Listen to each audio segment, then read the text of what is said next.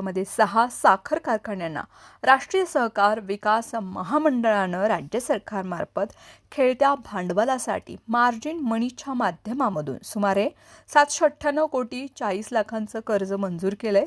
मात्र त्यात काळादे यांच्या सिद्धेश्वर सहकारी साखर कारखान्याचा समावेश नाही. राज्य सरकारनं नोव्हेंबरमध्ये सिद्धेश्वर कारखान्याच्या कर्जास हमी दिले. त्यामुळे 4 महिने उलटूनही त्याचा कर्ज प्रस्ताव अजूनही मंजुरीच्या प्रतीक्षेत आहे.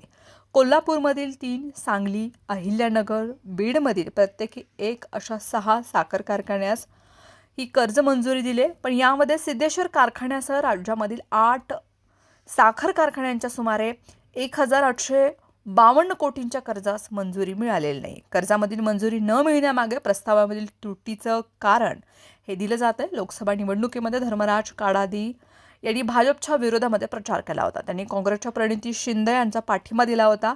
तसेच त्यांच्या प्रचारामध्ये शेवटच्या टप्प्यामध्येही सहभाग घेतला होता. त्यानंतर विधानसभा निवडणुकीमध्ये दक्षिण सोलापूर तालुक्यातून निवडणुकी लढवली होती. मात्र त्यांना अपयश आलं होतं. आर्थिकदृष्ट्या अडचणीत सापडलेल्या सिद्धेश्वर कारखान्याच्या कर्जाला भाजप प्रणित महायुती सरकारकडून हमी मिळत नसल्यानं त्यांना संघर्ष करावा लागलाय. या दरम्यान अक्कलकोटचे भाजपचे आमदार सचिन कल्याण शेट्टी यांनी काळादींच्या मदतीला आलेत आणि काळादींच्या प्रयत्नांमुळे सरकारनं सिद्धेश्वर कारखान्यांसाठी नोव्हेंबर महिन्यामध्ये हमी देण्यात आले. त्यानंतर काळादी यांचा लवकरच भाजपमध्ये प्रवेश होणार असल्याची चर्चाही रंगली होती. पण कारखान्याचा कर्ज प्रस्ताव अजूनही वेटिंगवरच आहे.